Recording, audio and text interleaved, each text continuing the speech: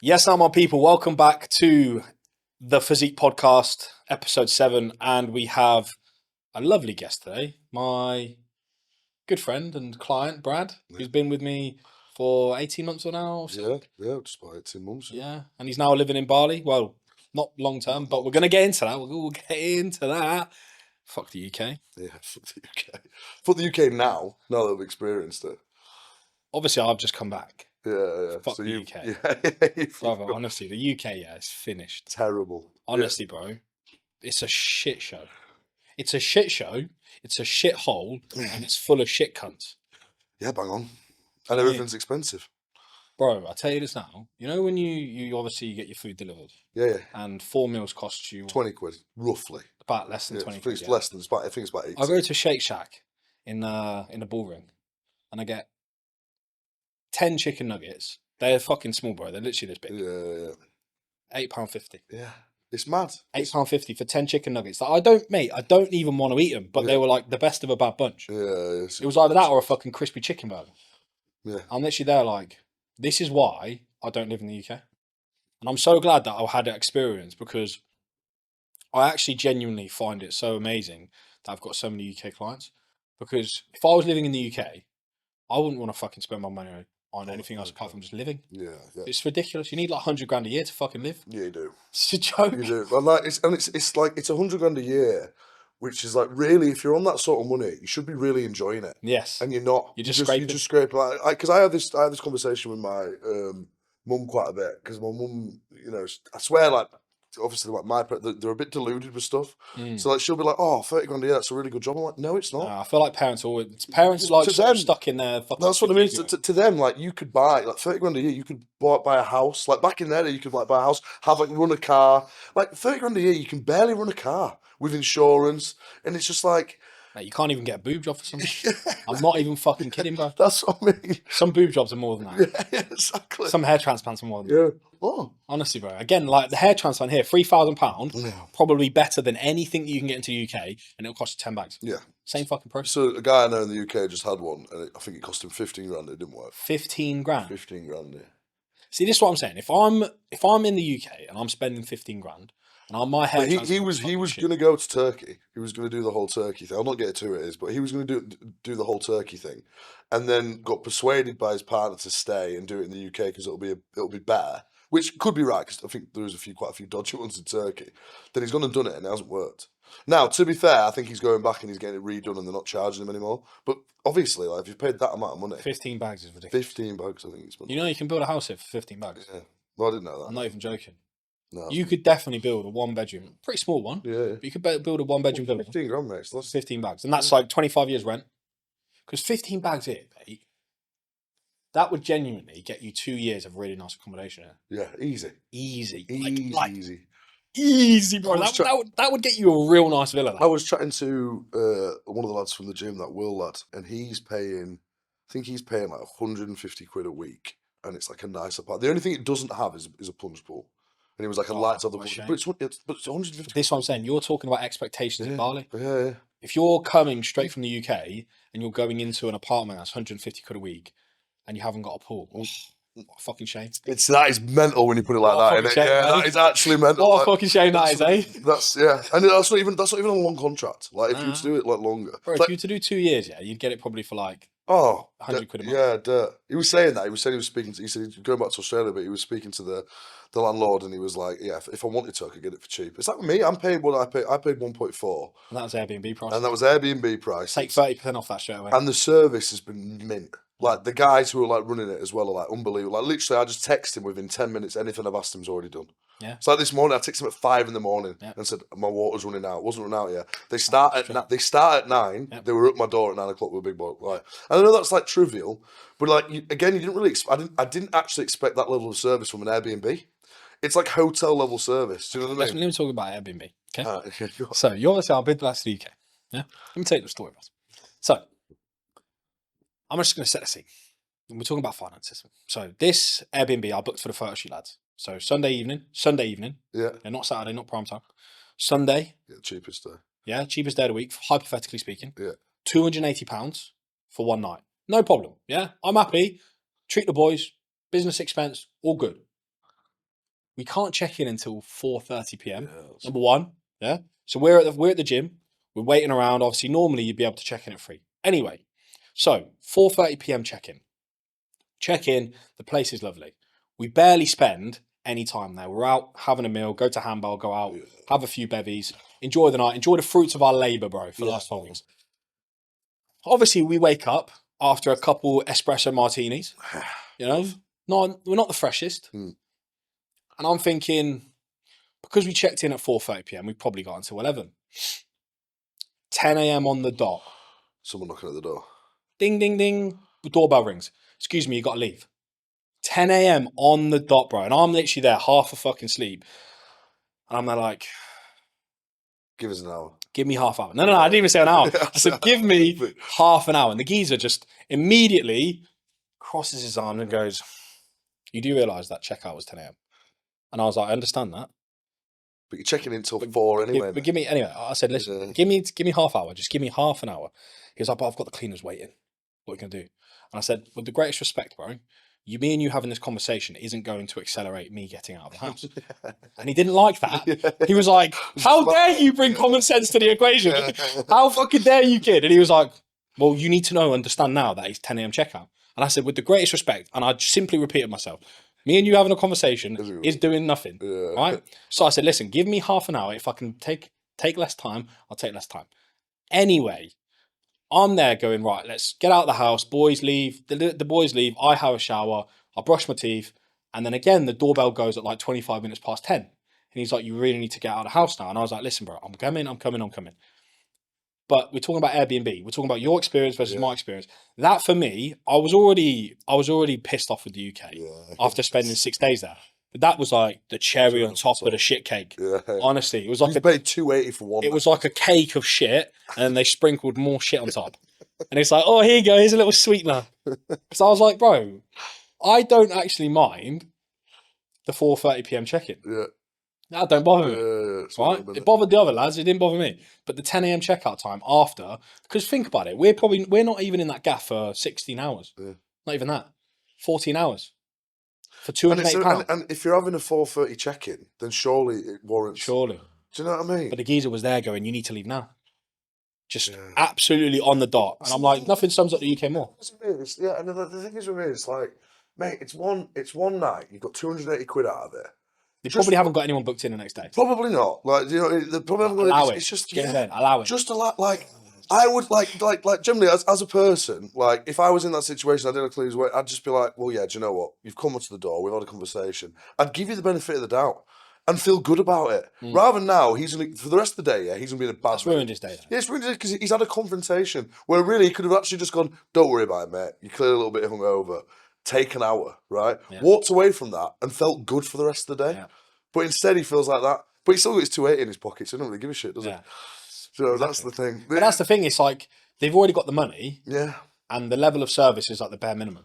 Yeah. Bro, we didn't even have. So bearing in mind, this gaff has 3 showers. Yeah. They gave us hand towels, bro. Yeah, that's ridiculous. That is just fucking ridiculous. Hand towels. Hand towels. 45 centimetre by 90 centimetre hand towels, bro. The hand towel won't wash fucking my leg. Couldn't even fucking scratch my balls. Do you know what I mean? I'm not saying I'm blessed down there, but I tell you what, mate, ain't doing much, you know. And he was like, "You've got to bring your own fucking towel." I'm like, bro, what are we doing here? That's mental. Can you compare it to like my experience? I've got 6 towels, bro. I've got 10. Yeah, I've got too many. I've got 4 hand towels. Yeah, no. If we're talking hand towels as well, then I've got 4 what you class as like bathroom towels. Yeah. Then they give us 2 beach towels as well. Yeah, we got the 2 beach towels. So you get your 2 beach towels, you get 4 for your bathroom, and then you've got fucking about 9 hand towels, like as many as you want. Ridiculous. It's just, and I think because they appreciate it more, mate. Levels, mate. Yeah, like it's kind of like in the UK, it's like you just it's expected. Do you know what I mean? Like they just expect it. It's like no, like do a little bit more. It carries so much more weight. And to be fair, I found that I think the service in Bali's. So I've only been Thailand and Bali now. So I've done a month in Thailand, done a month in Bali, near enough. And I found the service great everywhere, pretty much. I do feel like Thailand's got a more, like obviously it's got that seedy part. It's more seedy in it, full stop, Thailand.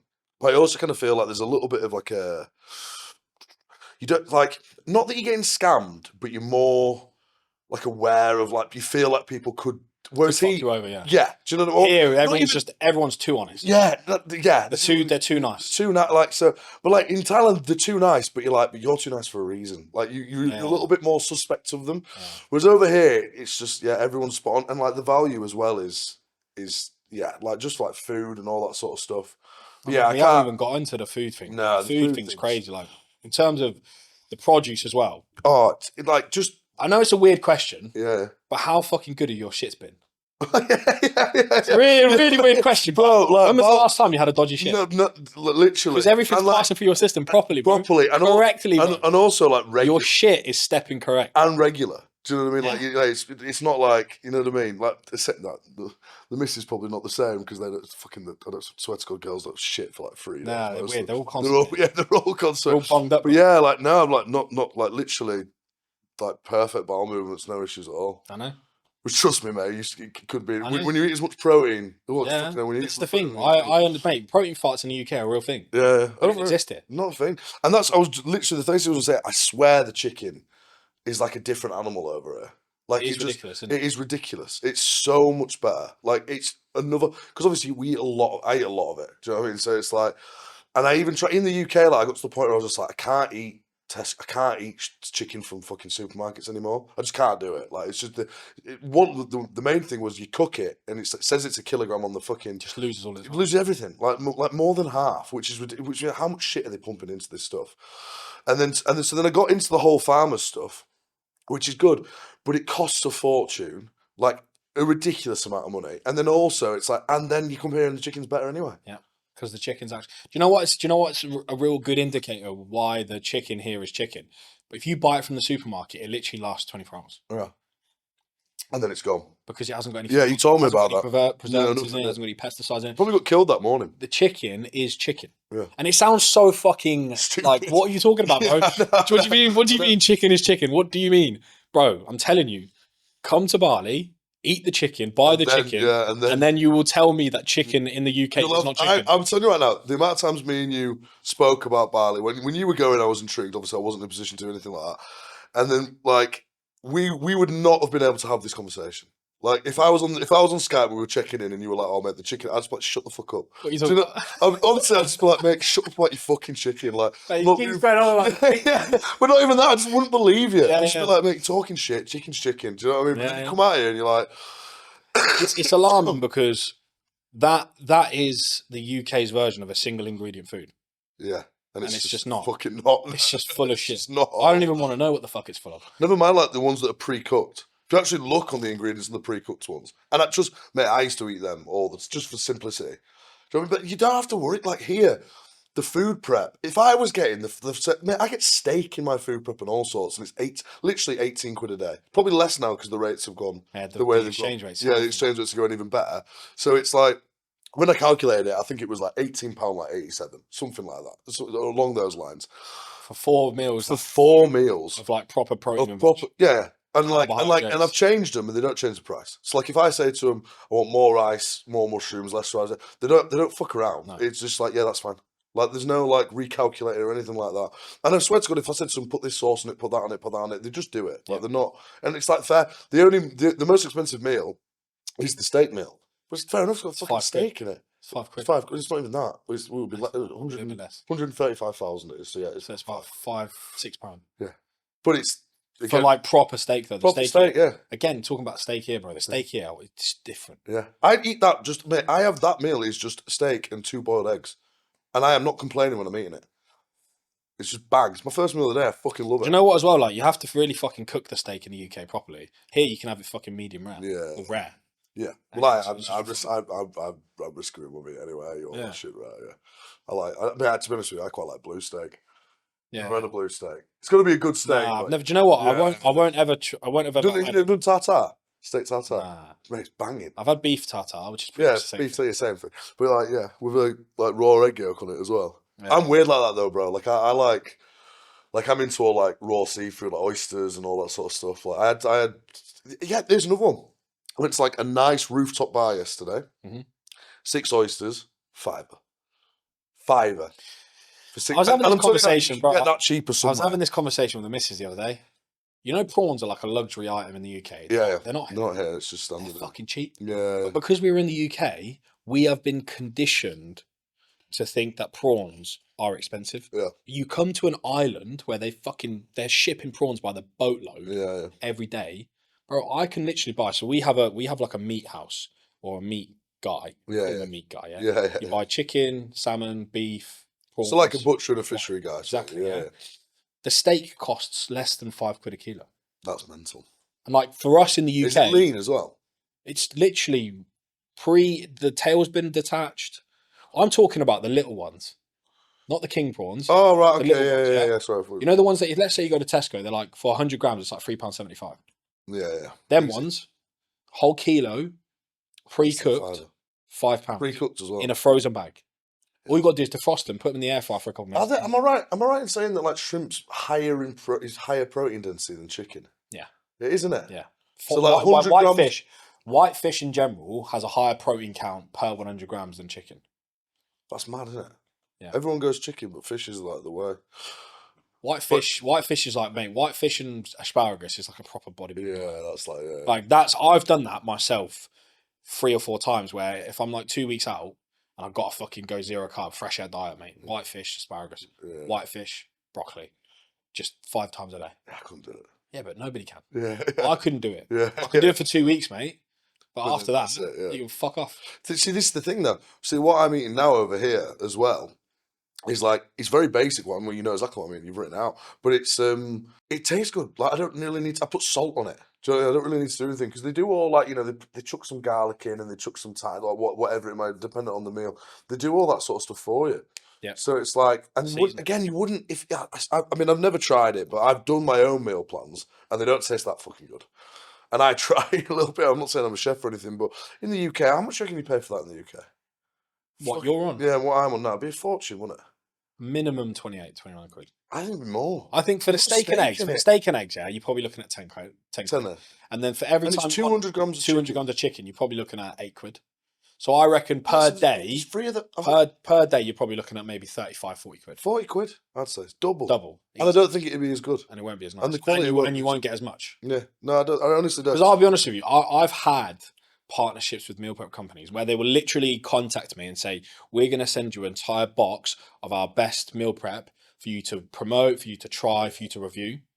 And then you look at the prices and it's sometimes £12 for a fucking microwave container. Yeah, that's mad. Like literally you would have to have 2 of to feel at all satiated. And that's the difference, bro. You eat that meal, and sometimes you even told me you can't finish it because Look, when we were first doing that with the 250 grams of potato, I wasn't even eating it. I mean, come on. Yeah, I generally wasn't even. We're talking about like, let's have it right, bro. We're talking about fuel for your body. Yeah. Like, you can't, like, yeah, you can go without food for a little bit, but my word, we need fucking food. We need water. And the fact that there's such a disparity on the price of chicken, mushrooms, asparagus, rice, beef, eggs is just like, what the fuck? Bottled water as well. I don't get the whole bottled water thing now. How? Okay, the bottled water is a can of worms. Mate. Yeah. Obviously, in Bali, you cannot drink the tap water. If you drink the tap water, you're sitting on the toilet for the next 40 hours. Yeah? I think if you continuously drink the tap water, I don't think you'd have much of a survival rate. So, you tell me how 15 litres of fresh bottled water costs the equivalent of 50p in the UK. So you're telling me you're going to go to Tesco's, Waitrose, UK supermarkets and get 15 litres of bottled water for 50p? It's not happening. No, in a million years, no. It's not happening. Not even that Tesco. And that is the stand. But that is the absolute standard. Like that is what you go and put into your water filters. Yeah. And again, water filters. What are they in the UK? They don't exist. No, not really. And if they do, it's costing you $3,000. Exactly. Or you're renting it. And it's like we're talking about fucking water here. How can water be 3 times as expensive in one part of the country or one part of the world versus another part of the world?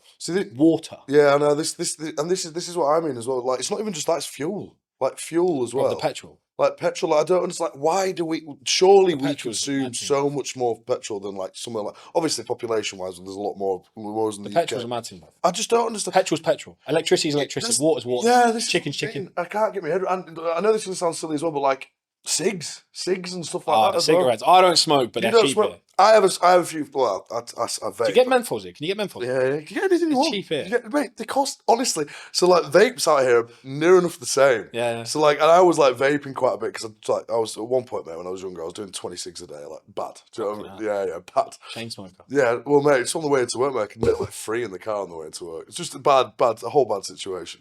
But, I'm like, now I'm like tempted because the cigs are so cheap out here. I'm like, fuck, I'll just get a pack of cigs. I will have if I have a drink, I'll have like a few cigs now. Especially like when I got searched when I came back into the UK. What for? For my fact, luggage. Oh, for all the. Basically, this guy pulled me. That's just routine search, mate. I'm not going to fucking play the victim here. Yeah. Routine search.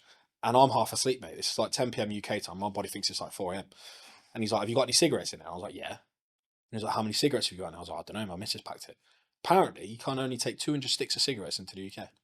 Why did you have so? Why the fuck? So my missus' mum, my mum-in-law basically. Yeah. She smokes. She smokes. You want? My missus basically did her a solid. Got a few cigarettes, put it in the suitcase. Yeah. And they opened it up, mate. And I swear to God, I had 3 needles in there for personal use, testosterone. Yeah. Yeah. Geezer just fucking wiped them to the side and was searching for the ciggies. What the ciggies? He was literally there just fishing for. And I'm not even joking. I watched him put the needles. Are they preloaded? Bro, they were preloaded. Yeah. He's like, you got any sharp objects in? I said, only got my personal needles, right? And he just picked them up, chucked them. Just chucked them to the side. And then he was there going through the fucking packets of crisps and through the cigarettes. It's mad. And I was like, why the fuck do you care? Because I thought like there could literally be anything in that. Yeah. Anything. So I'm smacking it. Anything. Do you know what I mean? And a geezer next to me, bro, he got arrested. What for? I don't know. But he had basically stuff in a vacuum pack in his suitcase. It's never a good look. And then they basically read him his rights. Right there and then. And I looked over and I was like, fucking hell. He's gone like a tomato, mate. He's proper shut the bed. Yeah, vacuum pack is never a good look, mate. And the geezer literally said to the geezer after they'd arrested him, they were like, we don't even know what's in here, so we're going to check and then we'll release him if he's going to have anything in it. So you'd be fucking fuming, right? If you got they've arrested him proportionally. Yeah. I'd be fuming with that. Because they literally said they don't know what it is. Right, just take me into a fucking room. Yeah, they don't know what it is because it was vacuum packed. They had to look through it. Yeah. I mean, it could be anything.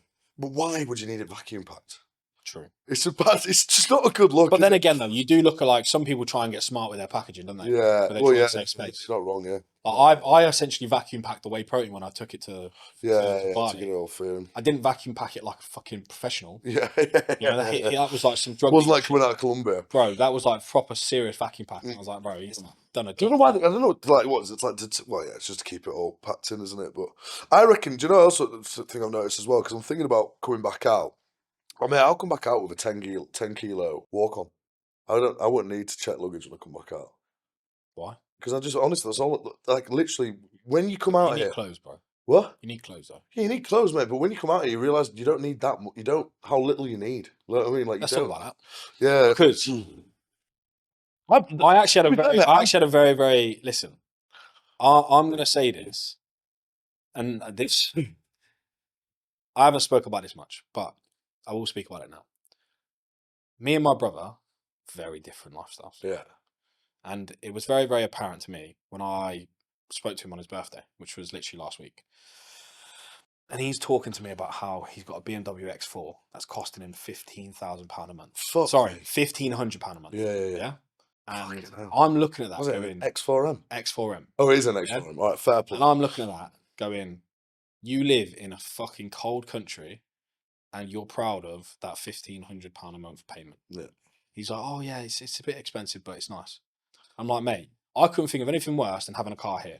It's like having a fucking banana and trying to put it through a glazed donut. This will make you laugh. I literally saw the other day on my road some lad driving down in a fucking Porsche. Ours gets better, right? It's this turquoise. It was actually quite, to say it was turquoise, it was quite nice. I think it was a 911. It was an RS something. I can't remember. I don't know if it was an RS3 or something like that. It was a fucking posh one, right? Russians, yeah, clearly, right? And he's driving down. I'm thinking, fuck me, that's nice. And at the same time, I turned to my sister and went, you'd have to be a fucking retard to drive. Like, I've got an all right car. I've got an M4, and like, I would not bring that here, in a million years, because one takes you 2 hours to get over. And one, like you're not gonna, you can't drive anywhere in it. It just, and like you can't enjoy the Porsche. I like cars, right? And I would, if I saw that, so I would rate that, and I'd be like, rate that. But when I saw that car, I was like, you're a fucking idiot. It's the first thing I thought.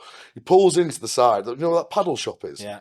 pulls into the side, and he's getting out and he's kicking off. He's on the phone. I'm like, what the fuck's he? Well, I'm like, Fuming because you've been standing in traffic for 2 hours. no. I walk around the other side, bro. The whole downside of it's fucked.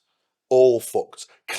Clear as fucking day, a scooter's gone down the side of it. Yeah. Clear as day. And I was like, and that is exactly why I don't like Idiot. bring a car like this over here. Idiot. You penis.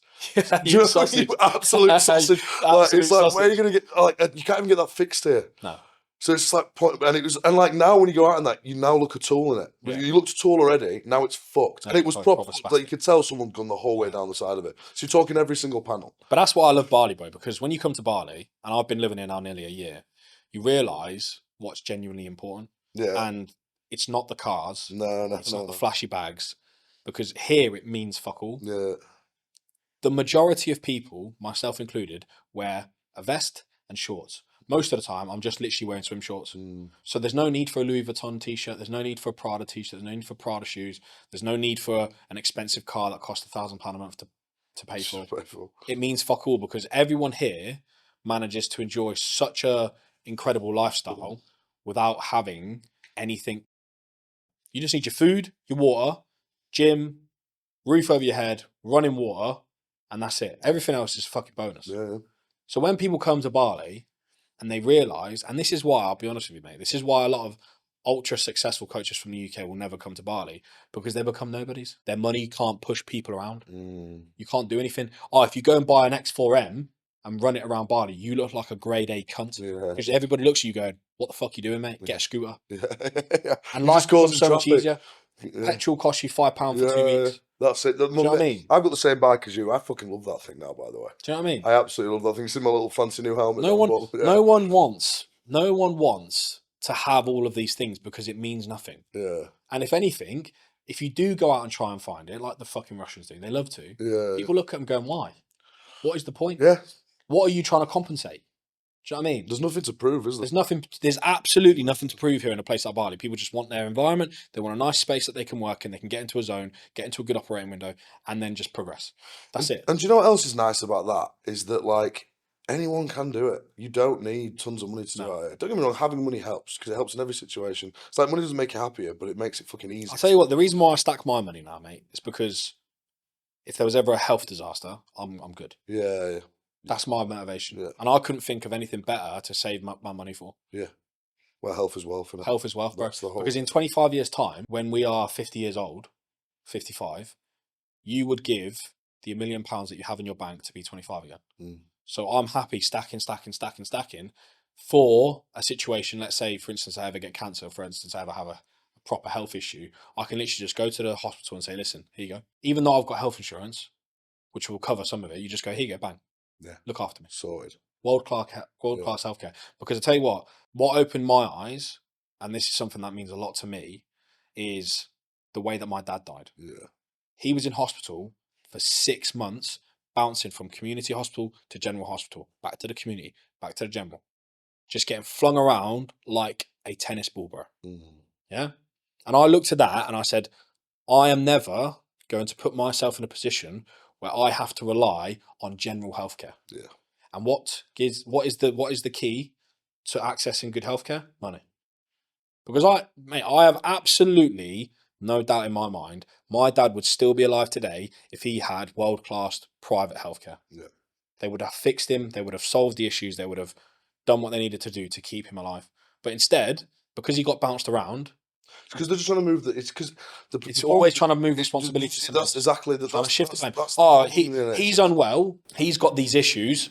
I'm going to give them to you. He's your now your. They'll tag an issue. They don't care. Exactly. So like they'll find an issue that relates to some other department so they can ship it. Yeah. And not deal with the shit they've got to deal with. Exactly. Because it's just and you know, a lot of that isn't because they don't want to. A lot of that is because they just literally don't have the resources. They don't have the resources. You know what I mean? At all. Like it's funny. I was having the same conversation I had this morning with that world lad. I was saying to him, I was like, look, you know, ever since I've started like my journey with you and doing all that sort, you know, dropping a bit of tests and doing all that sort of stuff, I get my bloods done all the time. I pay for it. I do stuff. I pick up stuff, and it's like I'm healthier than I've ever been because in the UK, because the NHS is like free.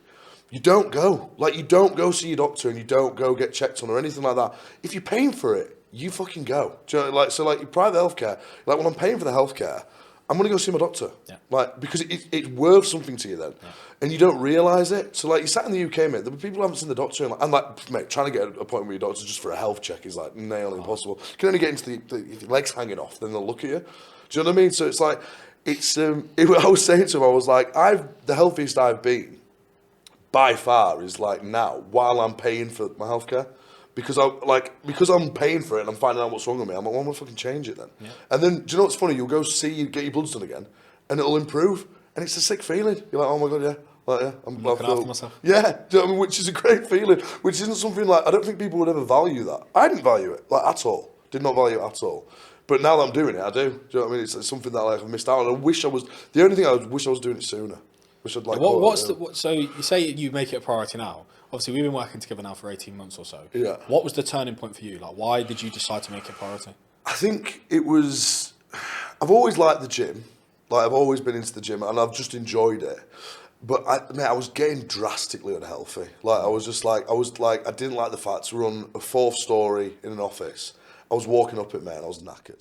Do you know what I mean? Which is just grim. It's just the whole. That's a reality check, right? It was a reality check, and I was just like, but the thing is, I'd also experienced not being like that, so I also knew what you could. Do you know what I mean? Like what you could, and I was just like, what am I doing? And like I think also turning 30.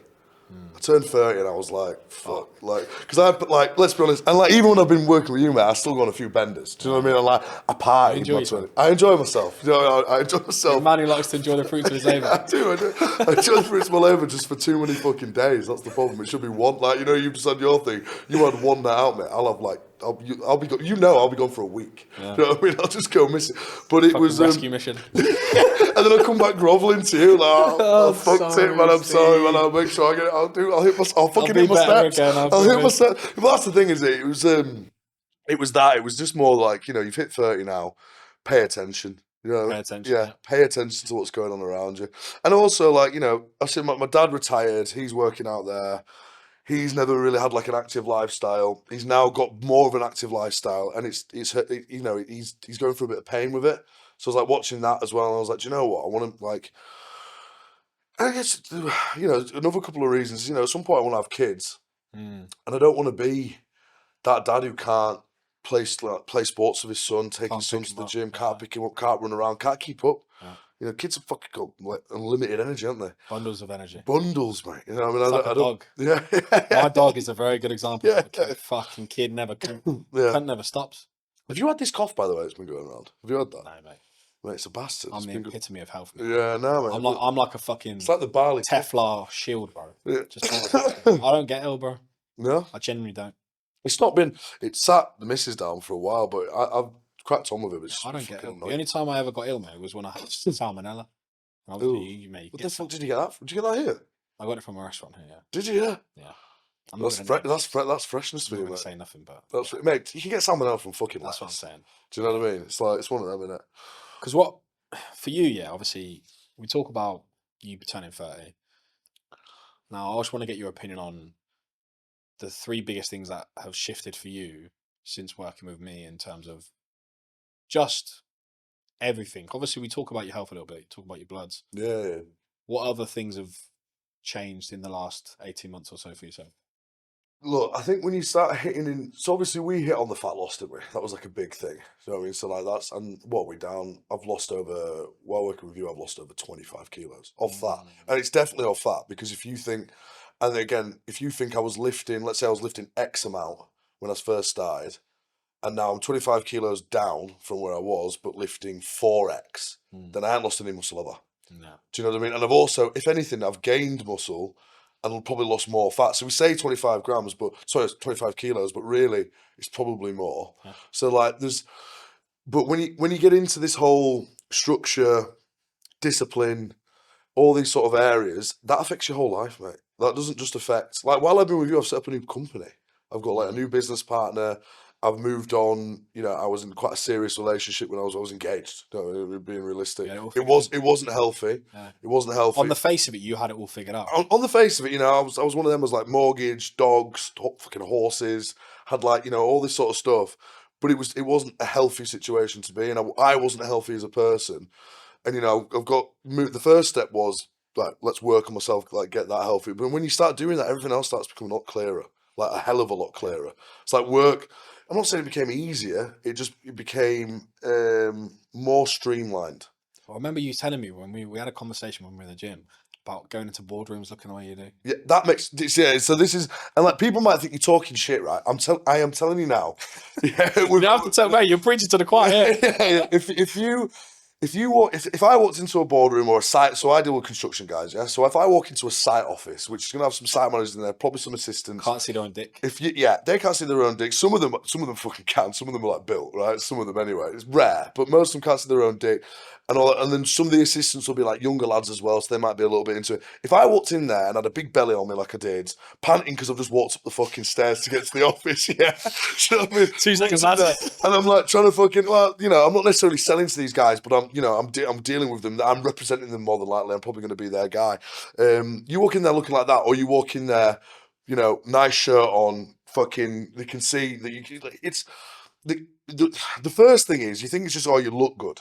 It isn't that. What it is in a professional environment is, right, you look like that because of certain dedication that you've put in. So you gain like an automatic respect. I'm not saying that works on everybody because it doesn't, but it works on more people than you think it does. Mate, So, like, you're underestimating that. I Yeah. think it affects everybody. yeah. Well, Either yeah. by 1% or 100%. Yeah. Because they're going to look at you and go, I know, especially if they've dabbled themselves in the gym. Yeah. 100%. They know what it takes to get into that level of shape. Yeah. And you know, then your conversations, your authoritative conversations that you need to have, it weighs. so much easier. Weighs. Makes your job better. People don't, yeah, because people don't like, and obviously you've got to have some, you know, we're dealing with like construction guys, mate. They don't muck about. Do you know what I mean? Like they're not they're not the easiest guys. Like you're not going to They're quite stubborn bastards, bro. They're stubborn, but the other thing as well, like if they're going to take advice, which is what I do, you know what I mean? I'm giving advice to people. They've got to respect you for it, because if they don't respect you, it's not going to work. So like straight off the bat, respecting your appearance helps. And you know when you walk in, they're like, fucking hell, you're a big cunt. I mean that you're like, right, you're sold then. I've got you in the bag. We're getting off to a good start. You do get the odd guys a bit like there's all like jealousy thing, but that's rare. And again, why'd you do this? Why'd you do that? Yeah, and then again, it's also like. Again, it's a good icebreaker. Yeah. You know, it's like very easy. You've got big arms. How do you manage that? Yeah, and then you get into that sort of stuff. Because a lot of these guys, you know, they want to know as well. You know what I mean? They'll want to know all that sort of stuff, like what you're doing. And I'm just honest with them. It's like, mate, you just fucking got to work out and eat well. Yeah. Like 8% of it's the diet, isn't it? Saying that, from the training we've been doing, my training is extremely different. I did chest yesterday, bro. I was on that pec deck. You'd have been proud, mate. You'd have been proud. But this morning, I am in fucking bits. Yeah. Like my chest fucking hurts. Yeah. So like, you know, there is obviously serious levels to the training, but the diet's it's the big one. Yeah, the diet's the one that unlocks the progress. That's it. Yeah. The training facilitates it. The diet unlocks. The diet unlocks it. You need both, yeah. Yeah, 100%. You need both, but yeah, I think I've learned a lot about training this past couple of weeks. Yeah. It's been insightful. To say like I've been training like on and off for like since I was 18. Yeah. No, younger. Since I was like 16, 15. I'm 31 now. I'm technically qualified as a PT. Yeah, pretty. Which means you're probably more qualified in terms of knowledge than some of these PTs fresh out the PT. Yeah. Some of them don't know the difference between a dick and an elbow. Yeah. Thank God, physically.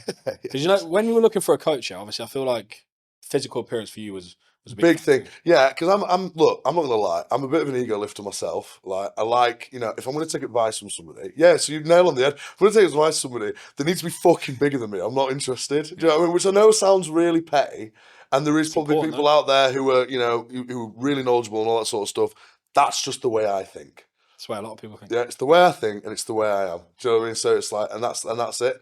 So yeah, you're right. I mean, the other thing, the big catch for you, because I've looked at coaching and stuff, and then I've always thought, fuck me, that's quite expensive, and do you know what I mean? Actually, fuck that, I know enough, all that sort of stuff was what was going through my head. It was that one YouTube video where like I was just flicking through. And it wasn't even about coaching, bro. It was just you being. I just liked your honesty. It was just, and like you were just saying the word "cunt" on YouTube, which again people don't do. So it's like you were just allowed, like, actually. It was about, It's like, if you want to get money from YouTube, you're not allowed to. I don't give a shit, bro. Yeah, this is it. But it was, again, that's what I mean. It was the honesty and the like kind of level of it, because you were talking about. Because I just got kind of getting back into the gym, so I just started in January. Respecting people in the gym. Yeah, but I never had that problem as like a newbie, because I've always been like kind of strong and kind of known what I was doing. But I've always seen people starting, and you were like, just respect people, and do you know what? Fucking help people out. Don't be a cunt. Don't like look at someone and snigger, or don't sit there and think, oh, do you know, look at this guy's just starting out. Like, why don't you go make a difference and fucking be like, don't be shy to give advice and all this sort of stuff. And I was like, do you know what? That guy's fucking sound. That's similar to what I thought at the time. I was like, oh, now I know you complete prick, but that guy at the time, I was like, I really respect that. And then I got onto your page, looked through your stuff, and you were like, coach. And then I rang you, and then that day you were like, bang, I was on the Skype to you. That day. That call. Let's touch upon that call. Yeah. Did you have a coach before me? No. You were first. So when we had that chat and when we had that call, what was like your biggest sort of like fears and doubts about getting a coach? I just thought it was a fucking waste of money. He's just going to tell me this.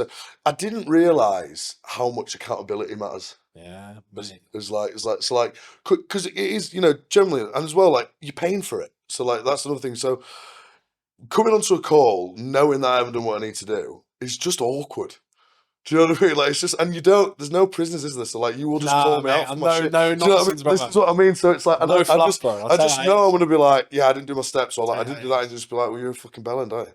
Do you know what I mean? It's just like I can't. There's only so I can show you how to do it. If you're not gonna do it, that's your fucking problem. And I'm like, yeah, you're not wrong. Do you know what I will say is that I don't communicate with everyone like I communicate. No, because obviously we've been doing it a while. It wasn't just like that straight away. But this is what I'm saying. Like, it's very important to know who you're dealing with, and I know the kind of work environment. That's the kind of language that's being used. Yeah. But bro, let's say I was coaching a female. Oh, I don't do very often. You're not speaking to them in the same way, and that's why I genuinely can't ever get bored of coaching, because I really try and extract the most out of the individual. Yeah. Rather than just going, right, here's the program, fuck off, see you in a bit. And that's something I said to you from day one. Yeah. No, well, that was, and that, yeah. To be fair, man, I was impressed just straight off the bat from all that. So like, I had doubts about coaching, and I thought I'll maybe do this a couple of months and then fuck it off, sort of thing. Do you know what I mean? Like, I was asking you at the time, I was like, how much notice do I have to give you and all that sort of stuff. I do remember. And now I'm fucking 18 months left. Do you know what I mean? But it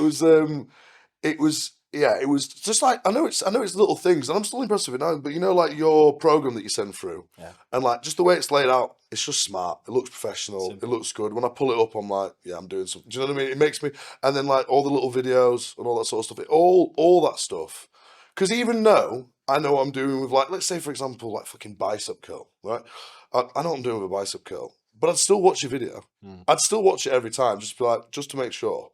And 9 times out of 10, there would be some slight little thing that maybe, do you know what, yeah, I could work on that. That's something I could look at. So it was like straight off the bat, mate, it was a benefit. Straight off the bat. I think we're getting more into it now, obviously, but we're training together now as well, aren't we? So, but no, it was a good move on my behalf. Because I had a podcast yesterday with one of my mentees, right? And I said to him, like, if you can literally make someone believe that they have made a good decision, that's all you should do as a coach. Regardless of how you program, regardless of the vehicle of your information, you just want someone to make them feel like they've made a good decision about themselves. Simple. Yeah. And that's how you feel. Yeah, 100%. You feel like the time that we had that call and the time that we jumped on Skype, had a conversation, you look back at that and go, that was a very good decision for myself. Yeah. And I benefited from it greatly. Because a lot of people are in your position where they know a bit about the gym, but they don't think that they need a coach. So what would be the advice that you say to somebody who was in your position 18 months ago that thought they knew better, thought that coaching would be a bit too expensive, a bit of a waste of time? If you're thinking about it, just do it.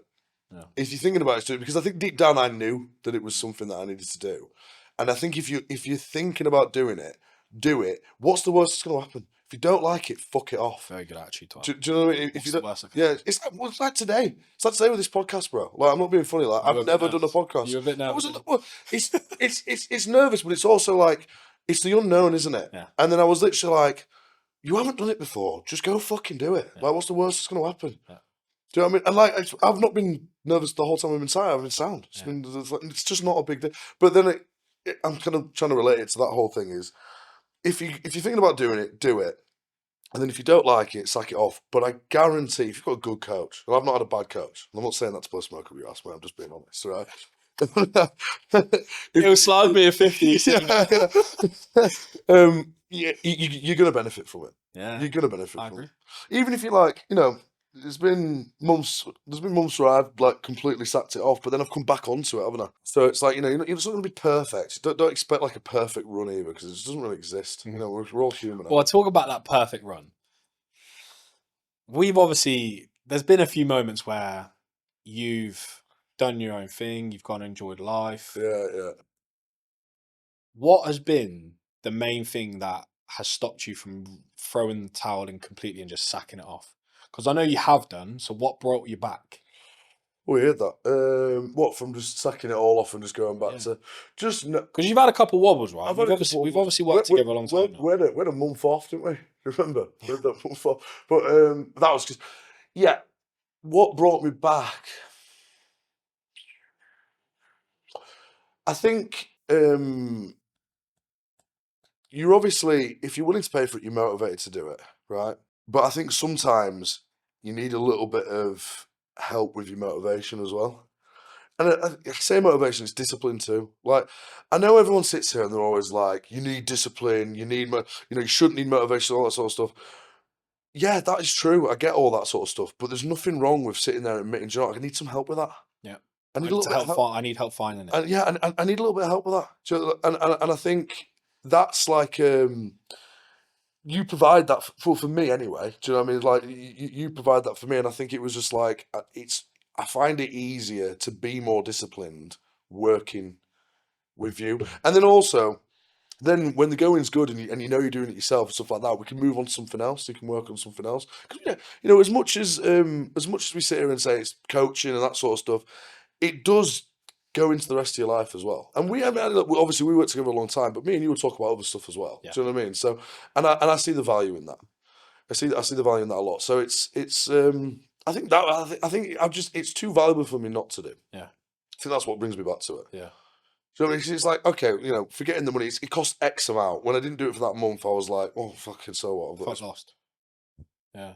But it's not even that. It's like, all right, okay, I'm better off with this X amount of money, but really, I was way better off just not having that money and having that instead. Yeah. It's all value, isn't it? To me, yeah, it's all value. It's perceived value. That's what it is, perceived value. I feel like if let's say, okay, look, I'm obviously biased, man. I think I'm a great coach. But let's say I wasn't a great coach. Yeah. You definitely wouldn't be working with me still. No. Because you had the opportunity to fuck off. To leave, yeah. And then you came back and saw the value of it. Yeah. That doesn't happen by mistake. No. That happens by you feeling like you've got someone in your corner who's actually trying to be the cheerleader for you, trying to bring the best out of yourself. Because I work with a ton of people, mate, that genuinely, bro, I am their most supportive person in their life. And it's fucking wild because I appreciate, yes, people are paying for a service. But I had a conversation with somebody the other day, right? And he's part of the Steam Physique Academy. He's working with myself and James. And he literally turned around to me and was like, my dad doesn't want the best for me. I hate my dad. The relationship that we have is ridiculous. And he literally said the message was like, I'm so glad to have you two in my life because you guys are the ones that are supporting me and guiding me to be a better version of myself. That's mega, isn't it? That is fucking goosebumps, bro. Yeah, that's mega. That's goosebumps. I feel kind of sorry for him, but look. I feel sprung. I've already said it. I've said it to him 1,000 times. I said, listen, I want to take this responsibility on my shoulders to help bring you out of this because you shouldn't feel the way you feel about yourself. You shouldn't be having panic attacks. You shouldn't be having this as a man, right? Yeah. That's not masculine energy, right? So I want to almost take this personally. I probably shouldn't, but I care. And for him to turn around and say, listen, you and James, I'm so happy that you're in my life. He's been working with us for 2 months, bro. Yeah, that's mad. Do you get what I'm saying? Yeah. And it's stuff like that where you listen to that and you go, fuck me. Do you ever like kind of putting it back on you then, like, well, that's heavy. Do you know what I mean? Like, I said, like, do you ever sometimes think, fuck me, man? This is a bit like, because like because obviously the only time selfishly, I just think, fuck it. I don't really think about who else, other shit you're dealing with, yeah.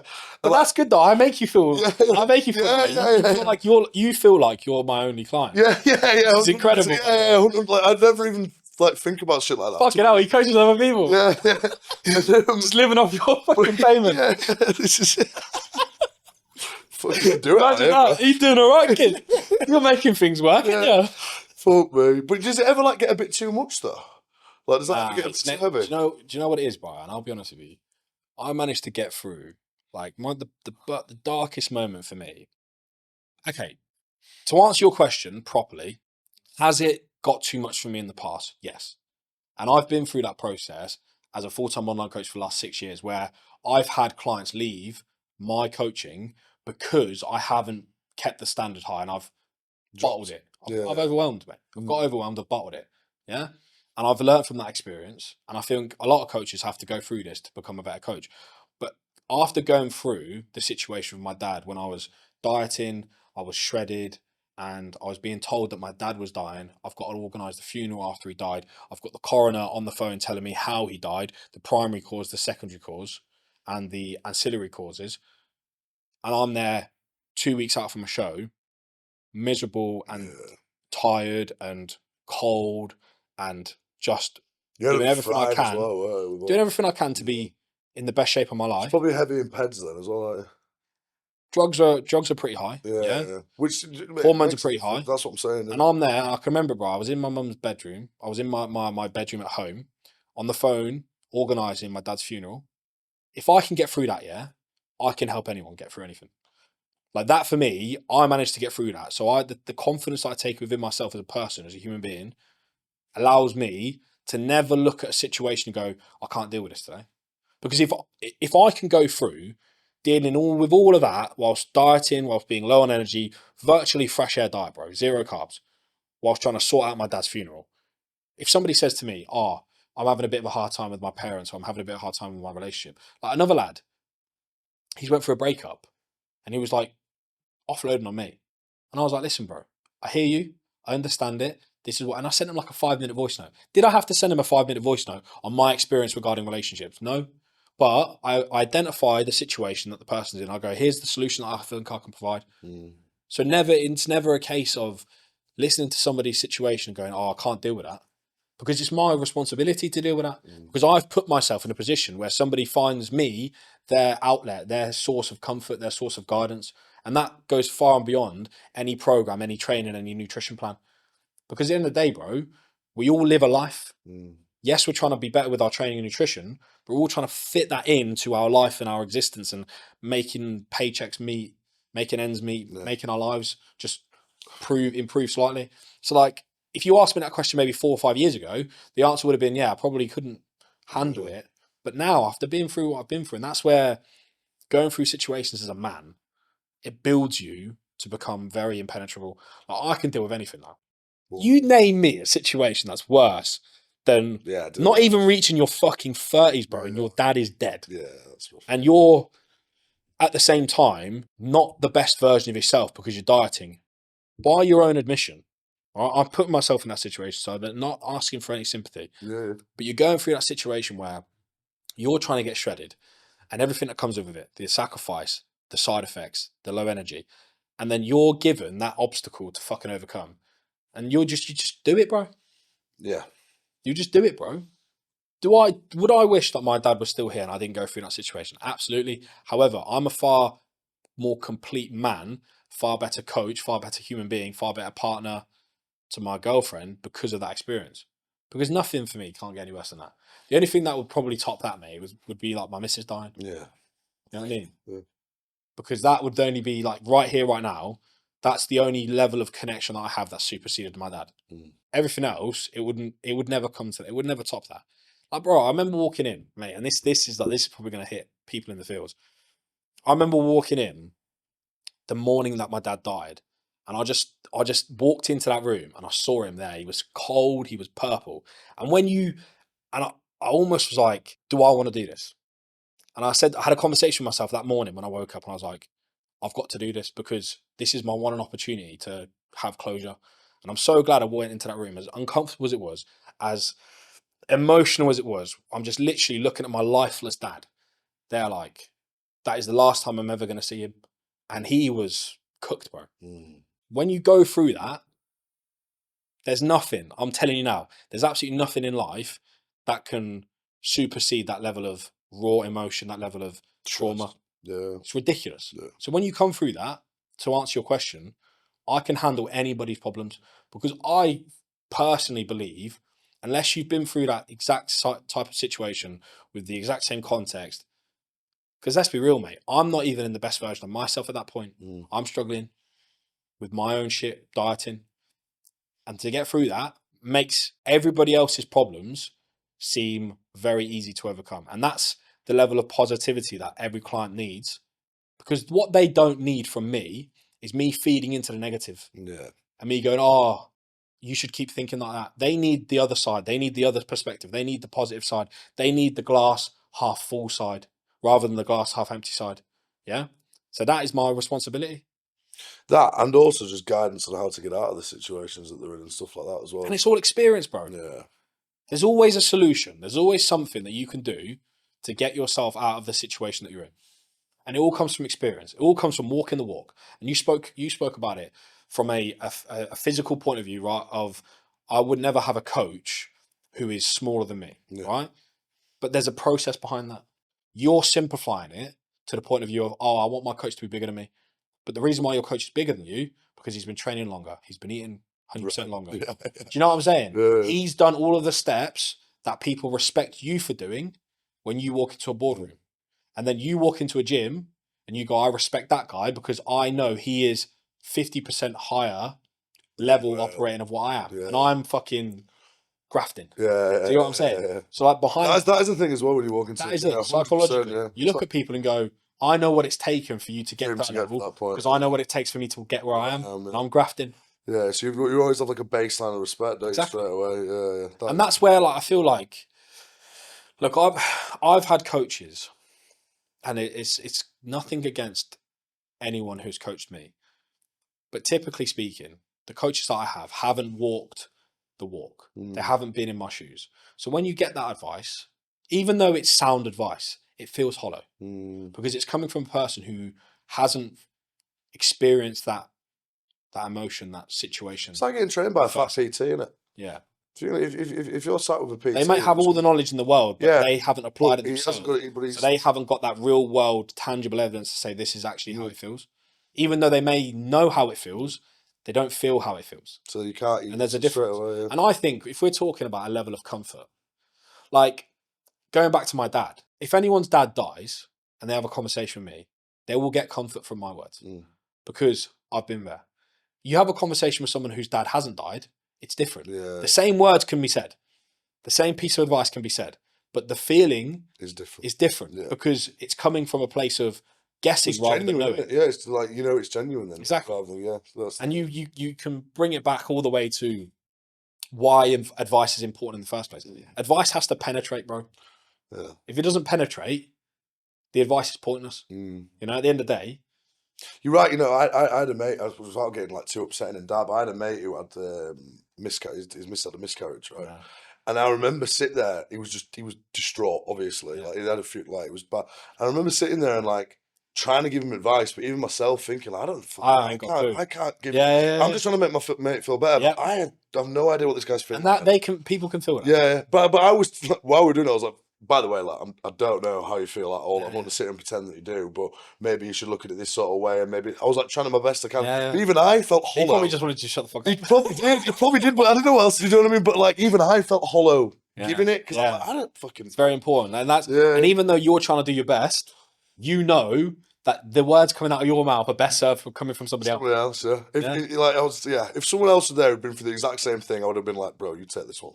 Yeah, tag team, tag it in. Honestly, this is your bag. Yeah. This is your area. But no, you're right. I mean, look, these sort of stressful and hard situations, at the time, they're never ever going to feel good. Like it's never going to, but it's cheesy, really cheesy. But you will get strength out of that sort of stuff. You do, don't you? Life goes on, mate. Yeah. Now, there's not a day that I don't think about my dad in regards to like, what would he do? What would he say? What would he think? But your life goes on. Yeah. You know what I mean? And it's just like, it can always be worse, bro. Like taking that mentality of, oh, what's the worst that can happen? You take that and go, what is the worst case scenario here? Like with my hamstring, bro. My hamstring's cooked. It is cooked. Look like a fucking paintball. Bro, it looked like I've been shot by a paintball. Yeah, close range. Yeah, from running. But do you know what? From the moment I popped my hamstring to where we are now today, 72 hours later, or just over 4 days later, I look at it and go, it could be worse. I could need surgical intervention. I could not walk. All this sort of stuff. And my missus asked me today, and she was like, "How do you feel about your health? Does it remind you that you should be grateful for your health?" And she asked me a very important question. And it's something that I don't really need. I don't need a situation to happen to me in order for me to feel healthy and grateful, because my dad didn't have use of his legs for the whole of my life. So I looked at that and I looked at my dad. Geezer never complained once and his legs did not work. Imagine that, bro. Imagine, you're living 40 years of your life and then one day to the next, boom, you can't use your fucking legs. You've got to carry yourself everywhere. You've got to carry yourself in and out of a chair, carry yourself in and out of a car. So it was when he was 40. That was it. Bro, boom, motorbike accident, done out. Yeah. He even had to have a special mechanism to drive a car, push and pull. Yeah. With the, yeah. And I look at that, and obviously I'm too young at the time to really understand the level of trauma and the level of difficulty he's going through. But the geezer never complained. And I take that now as a 28-year-old, and I really connect with it. And I go, if somebody took my legs away Respect it though as well. oh, I massively respect it, because he never said fuck all, bro. Yeah. Like I look back at it now, and he probably had so many opportunities to moan and say, right, oh, this ain't this, and this ain't working. This is my life's unfair. He never did it, bro. So when my girlfriend asked me, oh, how do you feel about your hamstring being torn? I'm like, I still have the use of my legs.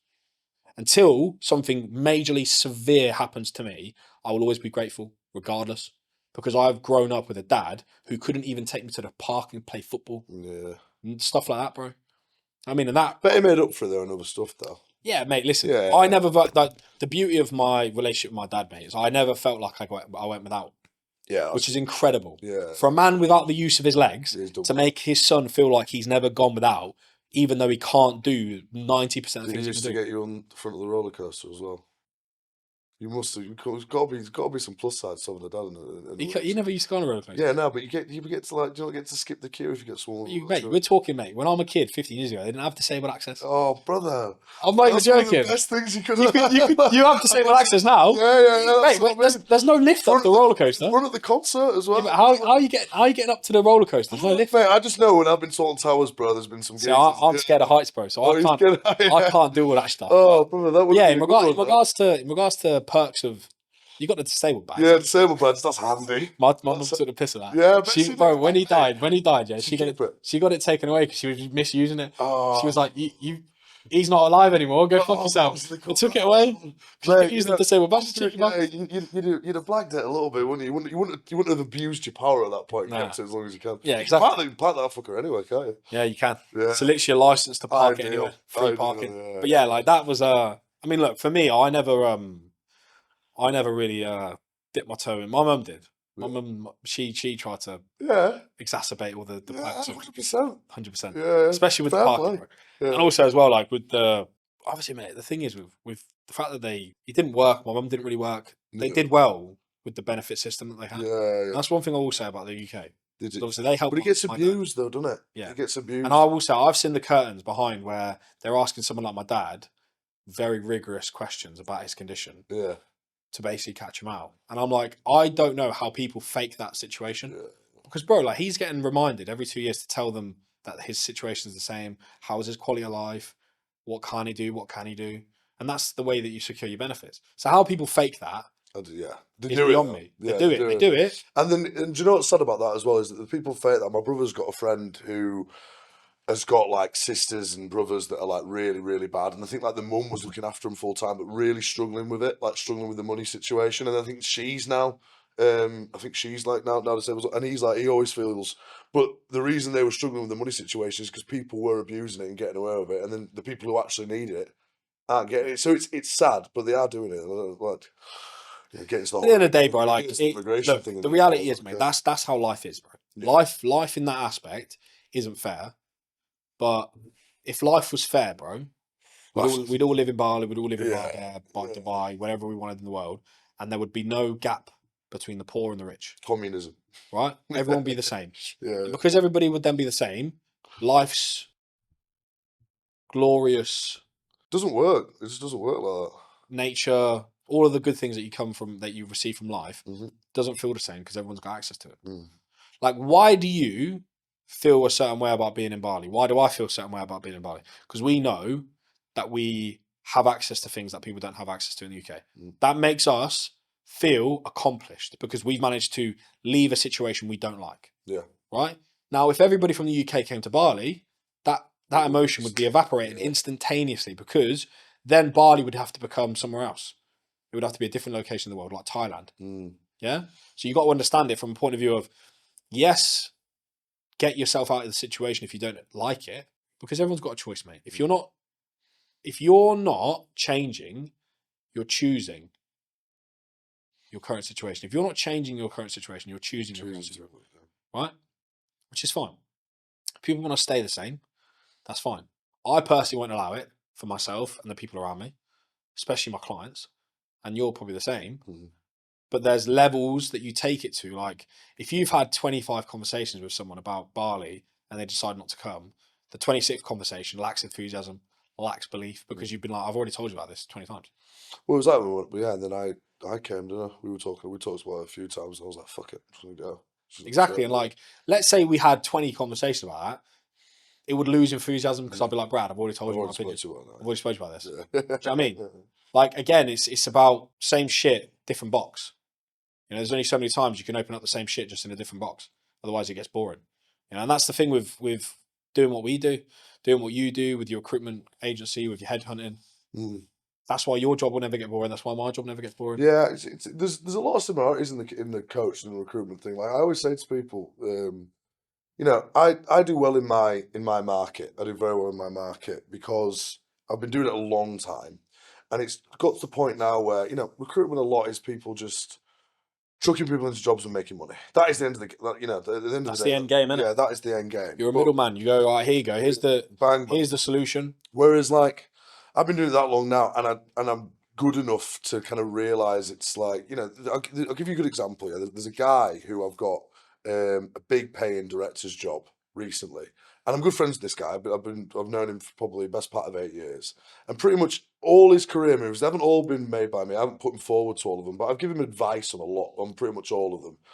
And the last one, I even said to him, I was like, look, he was going for another job. I had him at a job, which was a good job, but he had another opportunity at not so good of a company, but it was the option to become a director. Yeah. Now, bearing in mind, I could have at that point probably persuaded him to take my job over that one with the poor company. I could have just said, that's a shit company, don't go there. But instead I said, no. I said, what you need to do is forget that. So I basically said, I'm not going to make any money. I said, go work at this other business that's not so good to work for, but you're going to get your directorship, which is a big deal. Because that's once you hit that, then that's it. Then you're hitting big money for the rest of your career. Go get your directorship. I said, give it a year, and then I will get you into a good company, big leagues, and I'll get you the big money. Right? And that is literally exactly what happened.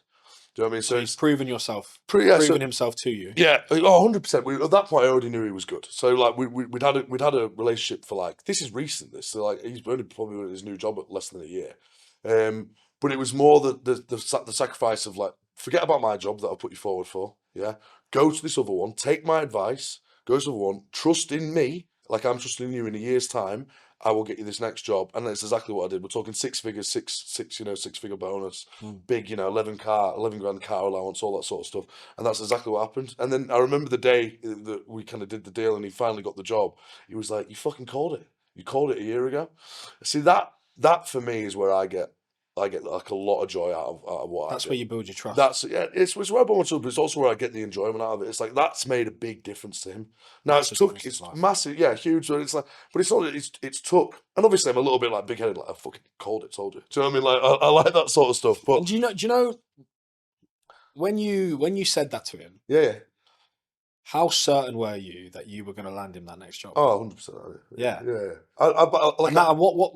What contributed to that certainty? Was it the relationship with the other person that you said you were going to get the job for? It was, yeah. So it was. Well, I know how good he was, and I know that I was gonna. Your confidence was in him. My confidence in him, but and also the ability to. I knew I was going to get these jobs through. Like I know, like I've got relationships now with clients I worked with for a long time. I know for a fact they're going to ring me up at some point and say, "I need a construction director." This, and I'm going to go. It was a construction director, is what it was. And I'm going to go, bang. I'm going to ring the guy straight away. Here's your opportunity. Step up. This is it. Technically, do you know what's funny about that? Technically, that job that he took, I had that at the time, and he wasn't ready for it.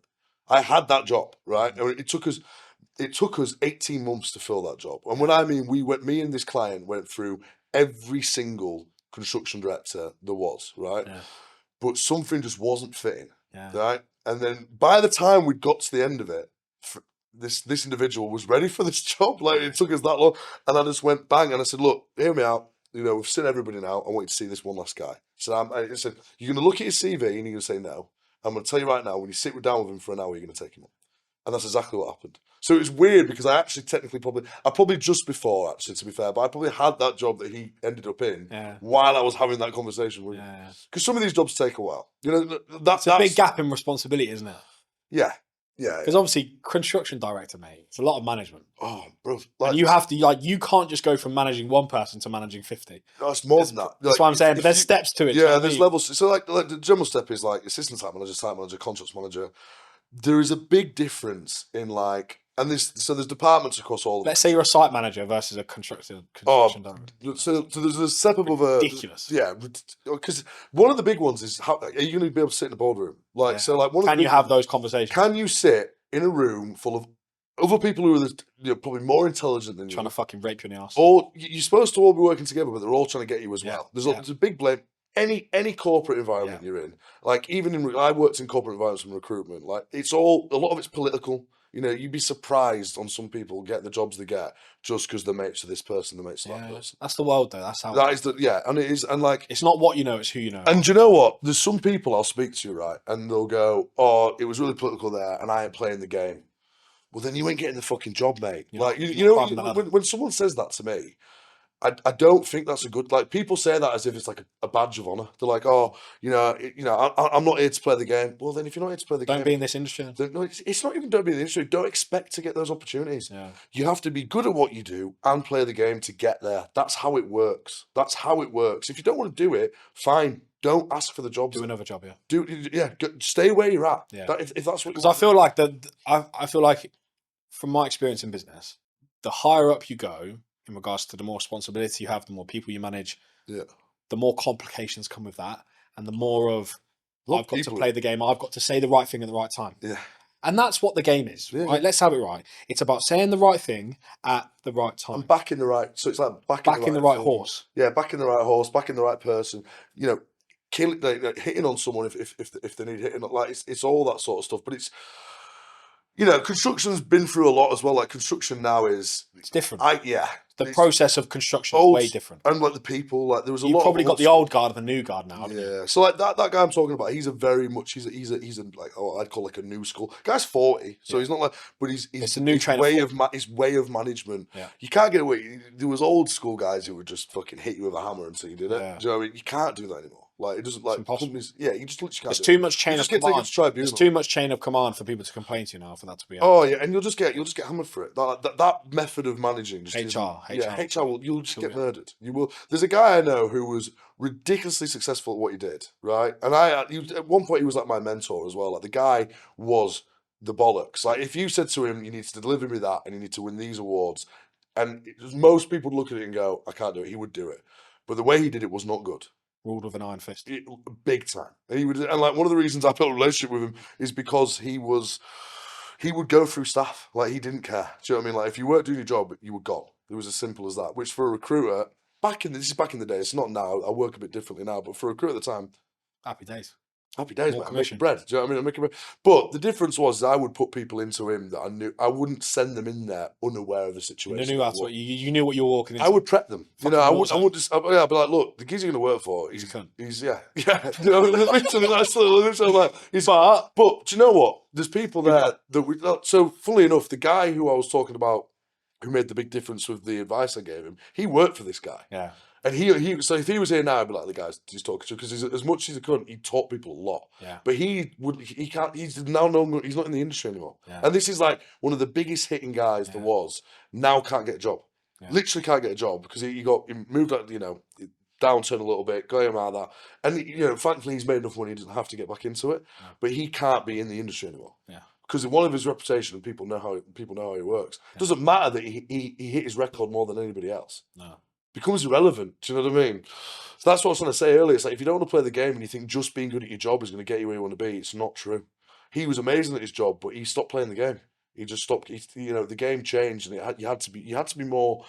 I say the word diverse, probably the right word. You had to be more. Mate, you have to be like Play-Doh. Yeah, adaptable. That's what I mean. Like Play-Doh. I think if you're working with people, right, and let's have it right, the more money you make, there's a direct correlation between the more money you make and the amount of people that you have to manage and work with. Yeah, definitely. Right? Especially corporate, because without a doubt. Even in my business, if I want to scale my business, I need editors, I need VAs, I need setters, I need closers, I need coaches. Yep. Those people are directly correlated to the amount of people I can nurture, contact, get on calls, sell to, make money from. Yeah. Yep. Without that team, my business can only ever make 15 grand a month.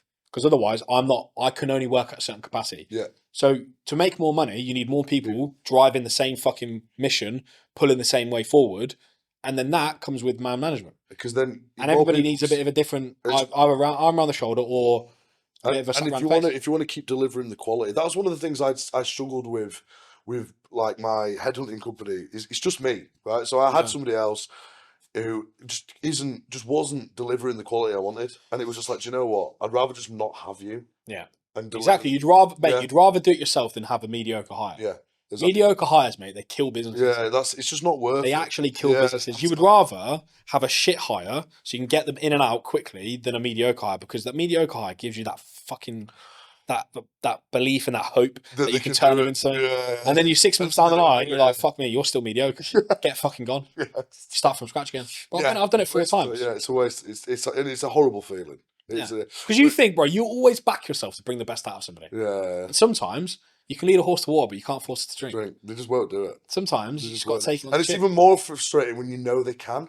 And they're just not. And that's when it's like really, it's like, what are you doing? They're not in the right space in their life right now for it to be a priority. One thing I always say to people when they're starting off in recruitment, like I've got a mate who I took on as well. I took a few mates. I've sacked a few mates. Do you know what I mean? I've had mates, but I had a mate who I took on once, and I was like, believe me when I say this to you, like you're gonna work like 14 hours a day. Like that's what I did. Like when I first started, mate, I was an animal. Like I just wouldn't stop. Like literally first in the office last night. And it's so cheesy to say, but like that's what I did. Yeah. And if you do that, then later, it's like now I'm in Bali now. I'll do 3 hours of work today, bro. Yeah. I will do 3 hours of work today. I've done this podcast, and I'll be like, yeah, that's it. I'm good. I'm good. I'll make them. Do you know what I mean? But that's all come off the back of that initial work. Do you know what I mean? Like I wouldn't be able to do that now. So if you want to come in and coast, you'll just coast forever, and it'll just be hard forever. You'll be making mediocre money for and you'll be making mediocre, and it's like, but they don't want to listen to it. Honestly, just put the work in now. It's 12 months. What's 12 months? You're going to lose 12 months. But what are you going to gain? A lifetime worth of success and pleasure. Now, don't get me wrong. You have to keep. You do have to keep. Yeah, I think for any business to succeed, mate, you're probably looking at a 10-year stretch. Oh yeah, I'm talking about just recruitment specifically. Like even coming in as a job, because recruitment is very similar to having your own. Even when you work for your own, if you work for a big corporate, recruitment is really it's you. Like you're selling you because you're selling people, but you're selling how you deal with that whole situation. Yeah. So. And they tell you this when you work for these companies. Like I work for Randstad, it's like I think second biggest recruitment company in the world, right? And that's where I wouldn't say I cut my teeth. I worked at a smaller firm before then, but I ranked up through management, became a branch manager, like became a team leader, did all that shit there. And even then they were like, "This is your business." Like this is because don't get me wrong, you've got the branding, you've got all the shit behind you and all this sort of stuff, but it's you. You are the service. Yeah. So like recruitment is. Even though you're working for a big corporate, it's still your own little. You're basically a subcontractor. Yeah, pretty much, mate. Yeah, pretty much. That's how it is. And I feel like that's a very good lesson to understand. If you're working for a company, you can't go wrong by working as hard as you possibly can for your own best interest. Yeah. Because if you work in your own best interest, you're going to simultaneously work for the company's best interest, and you're going to grow the ladder, and you're going to actually get into a more paying position. Yeah. That's how it's like we're talking. But people don't think about it. They think, I'm in a corporate structure. I'm working for somebody. No, you're always working for yourself. You're working to prove that you can take the next step, rather than working to prove that you can earn the current salary. And we go back to people respect hard work, bro. It's as simple as that. Like it's a very good quality trait. Yeah, people. It's like one of the reasons I did well at the corporate where I worked. I was young, but it was because people saw that I was just I'd just be hammering the phones, putting the hours in. And the next thing you know, my director would see that, and me and him would be having a conversation. Then I'd be I'd do a good month, like I'd make X amount in that month, and he'd be like, "Oh, he's at top of the leaderboard." And the next thing you know, the regional director's having a chat with me, and then all of a sudden I'm playing the political game then, but I've only got into the access to that game because I'm doing well in the first place. Like they wouldn't have, if you're just tooling along, they ain't going to stop and have a chat with you. No, they're not bothered. Do you know what I mean? It's like, and then you've got to then start playing the whole. Got to make an impact, bro. Yeah, life is all about impact, bro. The more impact you make, the more money you make, the more people you can influence. I do think there is as well. Like, after I left that place, I worked at a smaller firm for somebody who had a lot of money. Like somebody had a hell of a lot of money, and that taught me that money doesn't buy you happiness. There, big time. Like that was money does not buy you. This guy. So this guy I worked for, like he had like his family were like very wealthy. But they'd like not fallen off because they were still really wealthy. Like they were never going to not be wealthy, but they weren't at the level they were at before. and he was just fucking miserable, man. He was miserable, like, and it was just like, mate, like driving a Lamborghini, like, you're doing all this stuff, and you're miserable. It's because he couldn't attain what he was before. He wasn't on private jets and all this sort of stuff. And then I've like watched him now. And obviously, I moved on from there, and that's when I decided to set up myself because I was like, why am I just making this rich guy richer? Like, what's the point? I'll sell myself. And he doesn't care. Yeah, no, they don't care. They don't give a shit. I got done over there. I was supposed to get like good shares and all this sort of stuff, and it just got more diluted and more diluted the bigger I got it. And like, yeah, don't get me wrong. By the end of it, I wasn't running the show. I'd kind of given up on it already. But it was like I was supposed to get like X amount percent. That then turned into it was a complete Failed joke. promises. Oh, 100%. Because they don't care. Over promising, under delivering. Yeah, they don't like people like that. Don't give a shit. All they care. And that's what you got to do. Is you look after yourself. Yeah. And like that's. For me, one thing I've learned in the last 10 years of my life is that you're your own number one priority. And yes, you can do things for other people, but you've always got to have that flicker of self-interest in everything that you do. Because if you don't, you'll end up being unhappy like that guy you mentioned. Yeah. Because if he was doing things for himself and he had that flicker of self-interest in everything that he did, he'd be far more fulfilled. Well, this is one weird thing about it. Like the happiest I saw him is that like we had this like when we started out, it was like let's make a company everybody wants to work for. But we had started. We were like, yeah, we can do that, but first we need to make some fucking money. Do you know what I mean? Because it wasn't doing financially, wasn't doing great, and it was like okay, so first year in was like graft, get some good people into the business. I was billing loads of money. There was other people in the business that I'd brung from where I'd worked that were billing loads of money, and it was just this really good atmosphere, and everyone fucking loved it. And that was the happiest I'd seen him.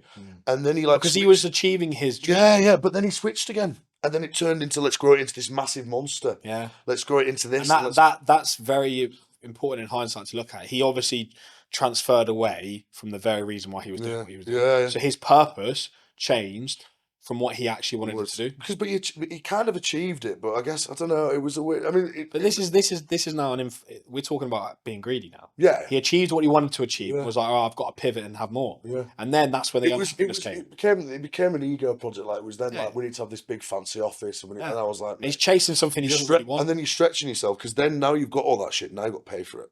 Whereas we had a company that was low overhead. Had great people in it. Everyone loved being there. We had loads of.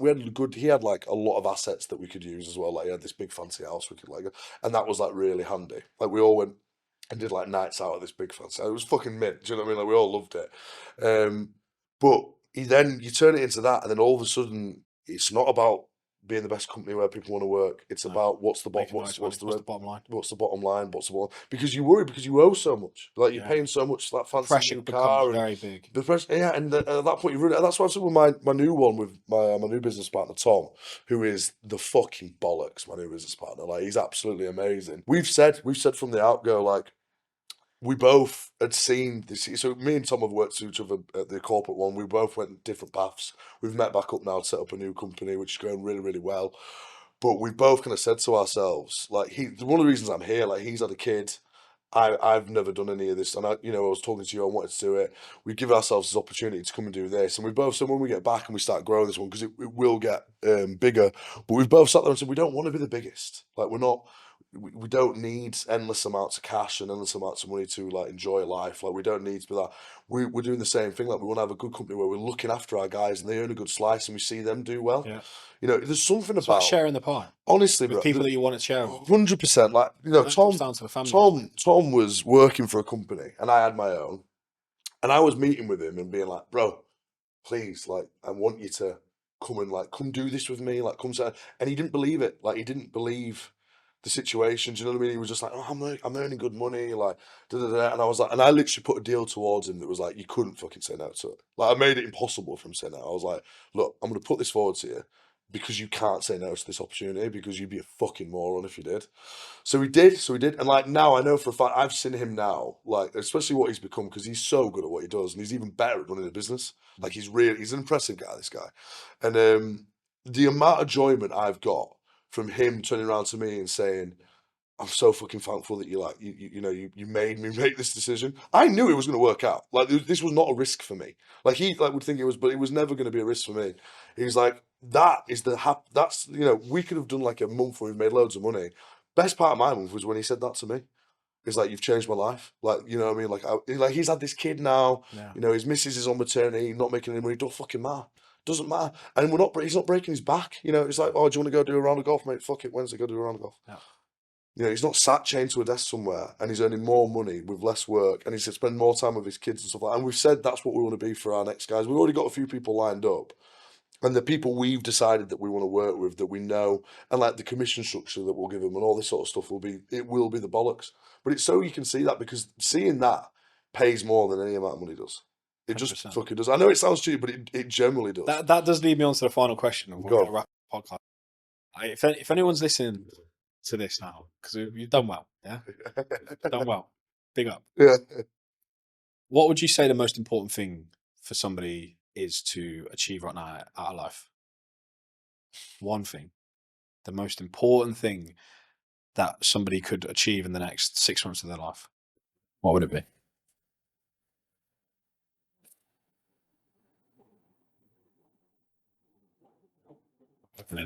Yes, and it's a tough one. It's a tough one. That I guess it's, you know, you could go with, like, I saw something today that made me really think about this, and it's going around on social media at the moment. But it's where they turn around to you and they say, "Oh, if I give you £1 million, would you be like happy with that? You know, oh yeah, I'd use it this, use it that, use that." It's okay. What if I gave you 10 million, but you won't wake up tomorrow? Wouldn't be nothing. They're like, well, I won't take it. Exactly. I won't take tomorrow for granted. Don't take tomorrow for granted.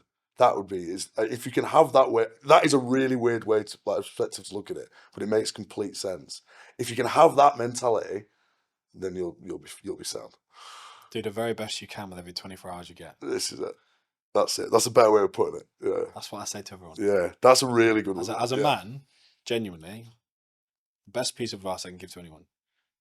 Just do the very best you can with the 24 hours. With every 24 hours you get, because tomorrow's never promised. Yeah. We don't know what's around the corner. You know, things can happen in our life that stop our life in their tracks. So whilst you're able, whilst you can breathe fresh air, whilst you can have a roof over your head, clean water, and you have the energy to be able to chase your purpose and go out and achieve your version of success, all you have to do is do the very best you can with every 24 hours you get, and that's it. Yeah. Because that's where it all stems from.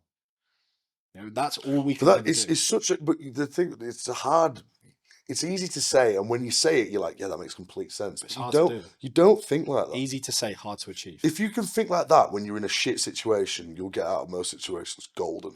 Like, that's a good, if that thought can come into your head when you're like, oh my God, shit's hit the floor. But yeah, that'd probably be my bit of advice I'd give, I guess. Thanks for helping me with that one. You know what I mean? But that's been another episode of the Physique Podcast. If you guys want to follow me on Instagram, YouTube, I'll put the links down below. But it's been nice. I feel like this one's a very therapeutic one. Yeah. Yeah, I've actually spoke about my dad a lot there. Yeah. No, it was good. I bet, honestly, I'm surprised I haven't cried there. Yeah, no, mate, I thought you were. Yeah, you did well, mate. You did well. Honestly, I was jerking, bro. I was like, fuck, man, this is rough. Yeah, that's good, man. Yeah. But listen, guys. Obviously, the links for my socials will be down below. And this has been another episode of the Physique Podcast. I'll catch you guys in the next one. Peace. Peace.